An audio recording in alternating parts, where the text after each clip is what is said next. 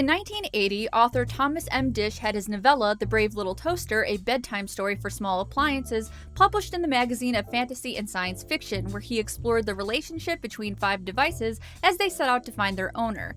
Though the initial story was met with hesitation from publishers who believed that children would not be able to connect with personified gadgets, it was officially published in 1986, then adapted into an animated feature in 1987.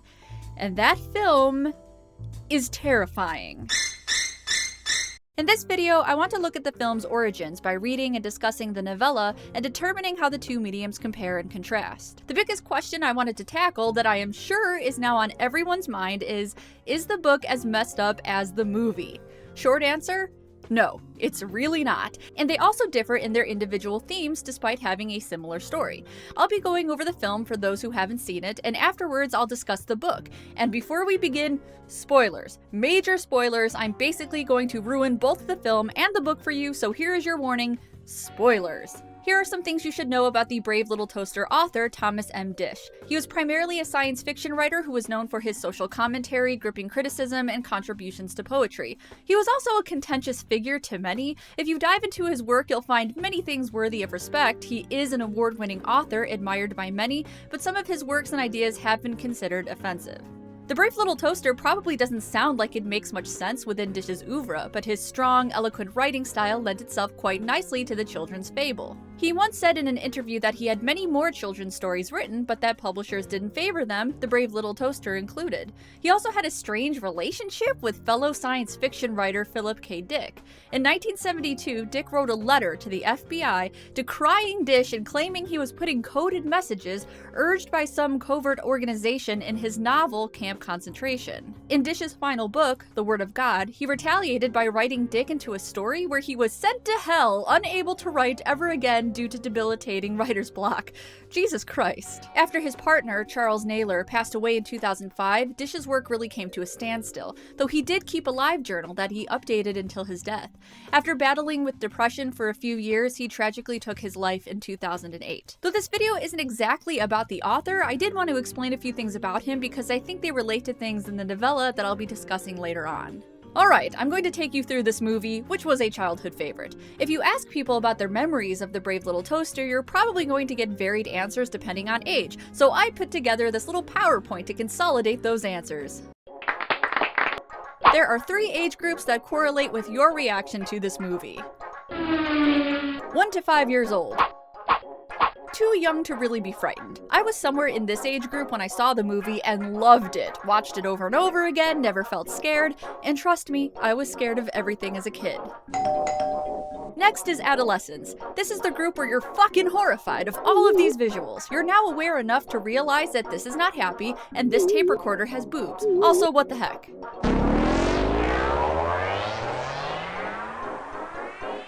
And finally, there's adulthood, where you are also terrified of this movie, but for completely different reasons. You're no longer necessarily scared of this firefighter clown, but you are utterly deflated by this junkyard scene in which rundown cars are singing about how worthless they are. I think The Brave Little Toaster is one of the most brilliant horror films ever made. I revisited it a couple years ago and was amazed by the surreal and sometimes risque nature of the movie. The last time I saw it was when I was a kid, probably around 4 or so, but despite not having seen it in close to 30 years, several of these scenes looked familiar and I could recall them.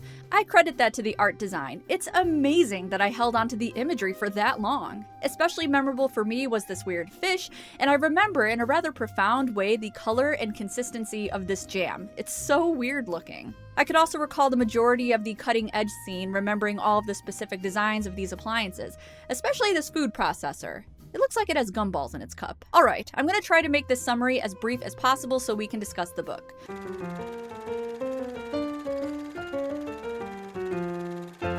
5 appliances are left in a cottage, unknowing that their master has moved into a city apartment. It has been over 2 years and they're getting impatient, though they still go about their daily routine of cleaning the house. They are named Kirby, Toaster, Lampy, Blanky, and Radio. The AC unit is in complete disrepair and bitter about having never received attention from the master the same way the other appliances did, and cracks some dirty innuendo at the vacuum in an attempt to degrade him. Hey, I'm real scared there, Kirby. What are you gonna do, suck me to death?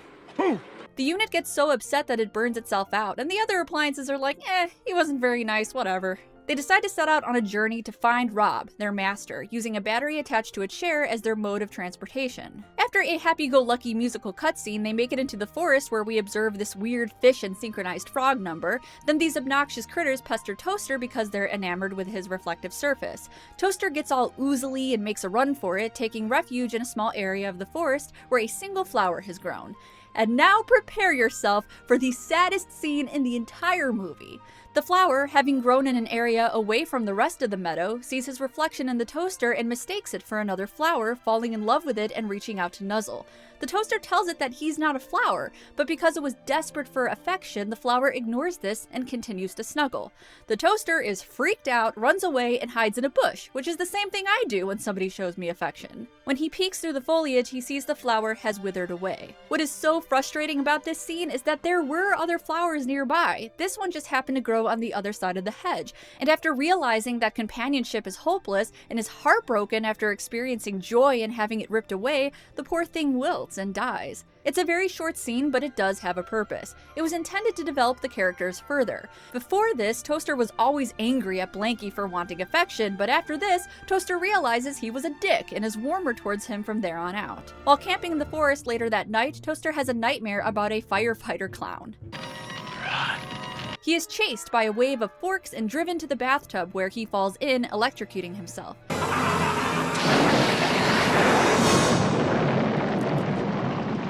This wakes him up in time for him to see Blanky swept away by the wind. They save him because Toaster suddenly gives a shit, and they all continue their journey. When approaching a waterfall, Kirby has a terrible panic attack and starts chewing up his own cord. Don't let him swallow it! Switch him off!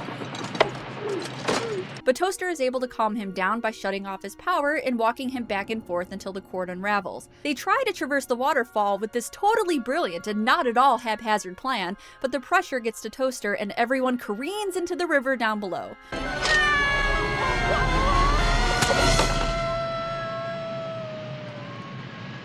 Kirby dives in and saves them all. Now they are lost and Toaster is frustrated. He takes a moment to self-reflect near a swamp. Then the 5 characters continue once again. Not even 10 seconds after they begin, they drop Kirby into some mud. They try to save him but end up sinking. Luckily, a man nearby hears the radio. He yanks them all out and takes them back to his used parts store. He's not the most overtly evil character, but he is portrayed as a bad guy because he dismantles appliances and then profits on their parts, which doesn't sound too bad, but he also advertises them as brand new to his customers. I am in deep need of a blender motor. A blender motor? Why, sure. I got a whole shipment of blender motors in last week. A client asks for a blender motor, and the appliances watch in horror as the man grabs his own blender, shoves it into a vise, and snaps the cord off. It's like watching a surgery, and I think it's relatively graphic for an animated feature. I mean, holy shit, look at this! American Horror Story, The Brave Little Toaster. The other Frankenstein appliances sing a song about how they're doomed to be junk. It's very well done, easily one of my favorite parts of the entire film. The appliances decide that they need to take action to get out, so they disguise themselves as what they think is a ghost. They scare the piss out of this guy, and all of the misfit gadgets escape. They eventually find their way to the master's new apartment, where they discover modern appliances have taken their place, and they are not nice. They feel threatened by the old appliances, knowing that their master has a special attachment to them. In song, they tell them that they've been replaced and are now worthless. They proceed to throw them all in the dumpster. Unbeknownst to them, Rob has been looking for them because he wants to take them to college. He goes back to the cottage but finds they are missing. He also takes the time to fix the air conditioner, and he finally feels loved. Aww, this is the first time I've ever felt emotionally attached to an AC unit. The TV, who saw the modern devices toss out Toaster and the gang, sneaks some subliminal messaging into his programming that urges Rob and his girlfriend to go to the junkyard for used goods. Hey, what about Rooney's down on 53rd? They got like used vacuums and junk. Rooney's vacuums found to be, carcinogenic in recent lab tests. Big tumors on those rats. Ugh! We've got photos to prove it, and I don't even want to look at them. Ugh. That's weird. In the meantime, there is an outright depressing musical sequence that illustrates a bunch of old cars expressing how worthless they feel before getting crushed. Hurt me while I panic! Rob, while picking up his childhood belongings, accidentally gets picked up and tossed onto the conveyor belt. Okay, hold up. I have no idea why Rob cannot lift this extremely light-looking pipe in his hand. Come on. I'm willing to believe this toaster has feelings, but I have my limits here. I mean, I guess it could be magnetized to the conveyor belt, but can't he just slide his hand out? Also, his hands are huge! Look at his weird Slenderman fingers. Maybe he can't lift it due to the weight of his massive abomination hands. Sorry, this is very distracting. After the most blood-curdling scream I have ever heard, he is nearly squashed, but the toaster, living up to the title of this film, courageously throws himself into the cogs of the crusher and stops it. His girlfriend is like, "Quit fooling around up there, you dipshit." Would you cool it? Now get down here, you're scaring me to death. The toaster gets fixed, and they all leave for college. You're all a bunch of junk. And that's the Brave Little Toaster movie.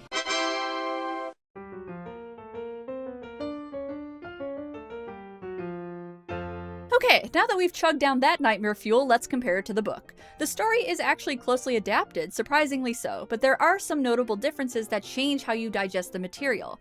As you can see, the designs for the characters are a little different, the blanket especially. I mean, I know I said we're done with nightmare fuel, but this is pretty ridiculous. The face is on the blanket. The artist made the right call by placing Blanky's face on the control box for the film. Toaster's face is on the side, the radio is more of an off-white color and has a visible alarm clock, the lamp has some minor differences, and the vacuum, it probably has the closest design to the one in the movie, but it's not a Kirby, it's a Hoover. I'm going to speculate that the reason they changed it is because Hoover is not as cute a name as Kirby, and they could afford to give them different names because they don't really have them in the book. I guess it could also be a licensing thing, I'm not really sure. They do not refer to each other as Blanky or Lampy, they call each other the Blanket or the Tensor Lamp or the Hoover, which really works in the novel, but for a kid's movie, assigning the characters' names made sense. The biggest difference between these two mediums is the tone. The movie is very adventurous and exciting with a lot of tense moments, it almost doesn't allow the viewer to breathe, while the book is written in a calmer voice with less emphasis on emotion. A lot of the events from the movie are definitely present though. They are left abandoned at their master's cottage, it starts with the description of the AC unit, which wasn't very friendly and does die, but it never talks, let alone spew sexual innuendo at the Hoover.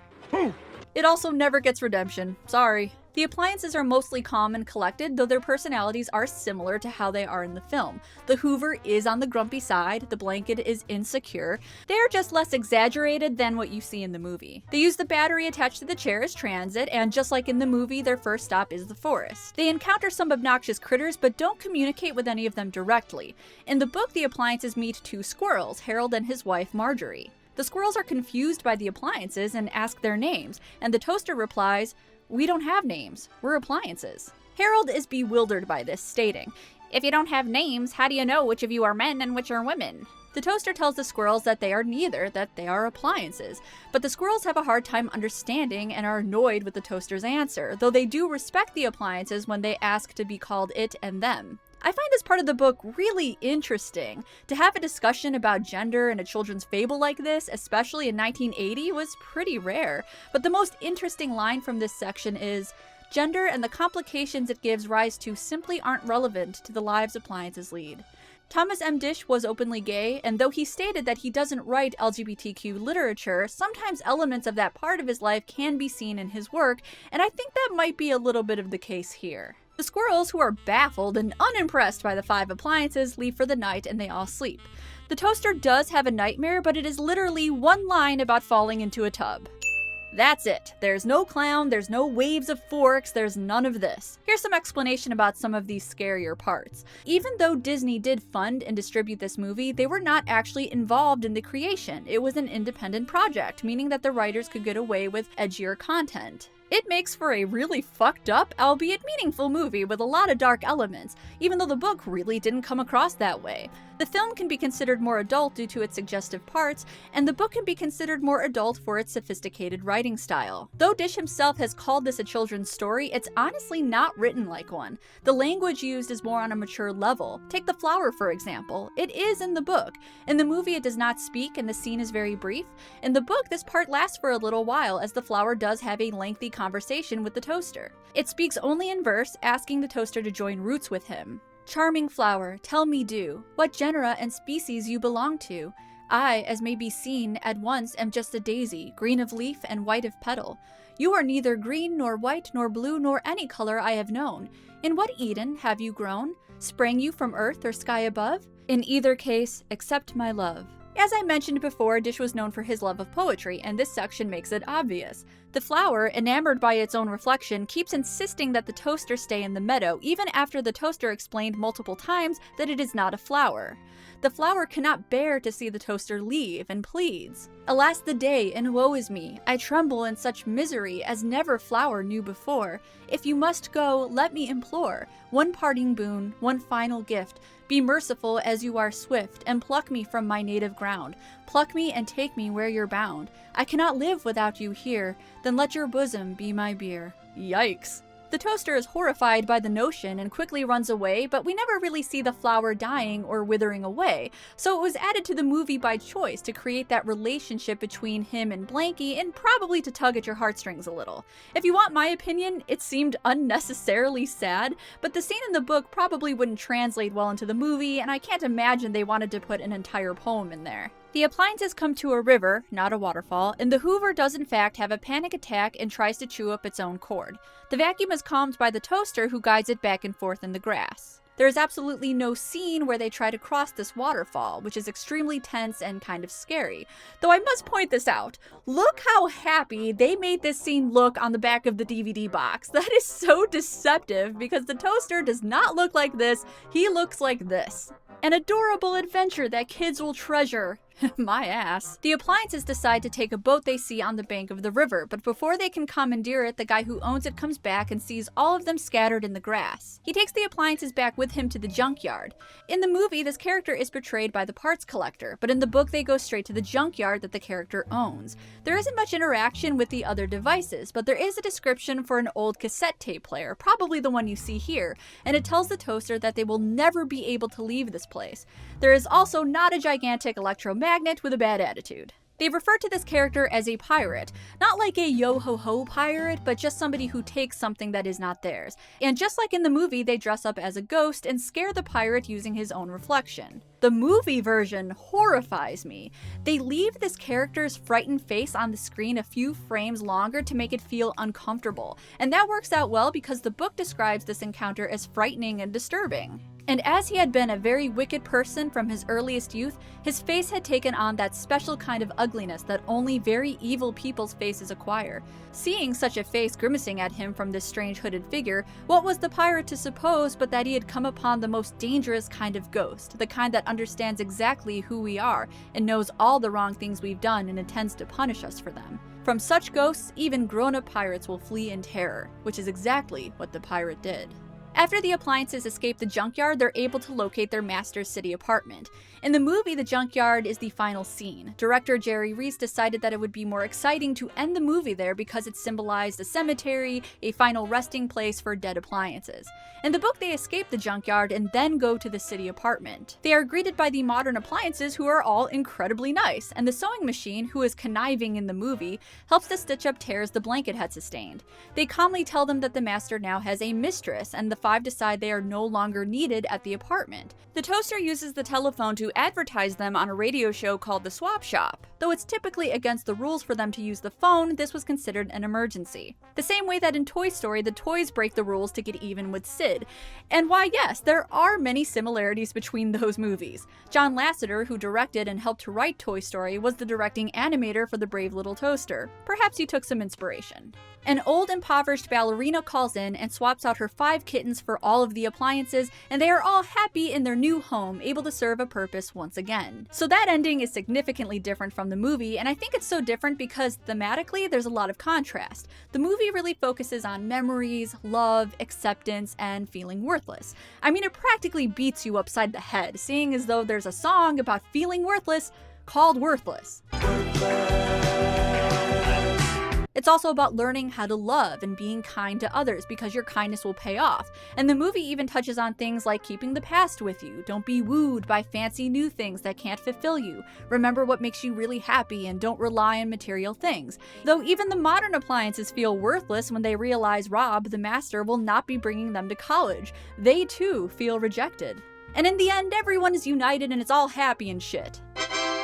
In the book, the appliances learn to move on, knowing that their master's life has changed, and I think that's a much more important lesson to take away. The characters in the book, though they have a camaraderie, aren't as concerned with love or kindness as the ones in the movie are. They just want to serve their purpose and not devolve into junk. I really like this about the book. I like that part of the message is moving forward. The master isn't even seen in the book. He doesn't really have a character or a description. You only ever hear the appliances discuss him. In the movie, he's an important character, being the main motivation for the 5 devices. Because the movie is so focused on self-worth, it makes for a far darker, depressing, and scary experience, whereas the book doesn't really read like that. It reads like a fable.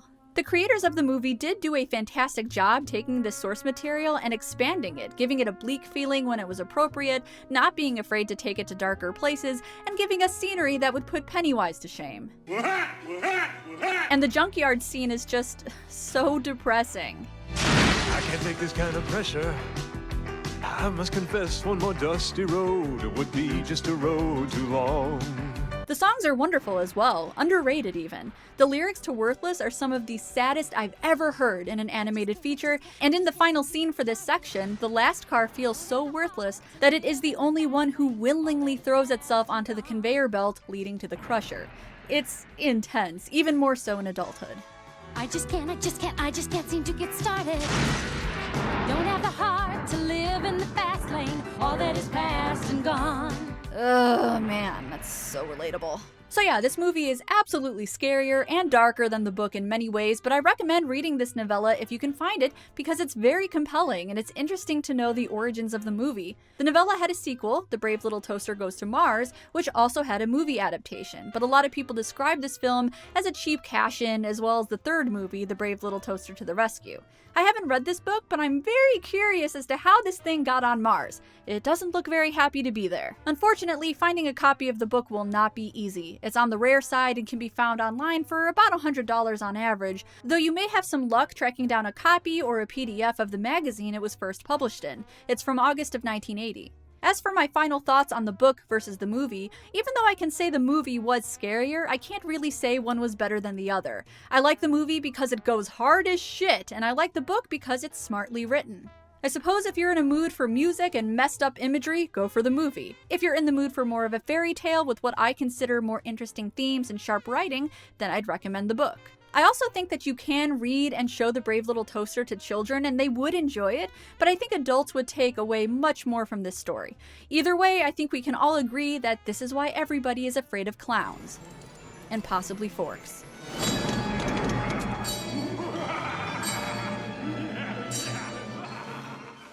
Hey everyone, thank you for watching my video on the origins of the Brave Little Toaster. I really hope you enjoyed it and learned something new. Hopefully you don't have firefighter clown nightmares tonight.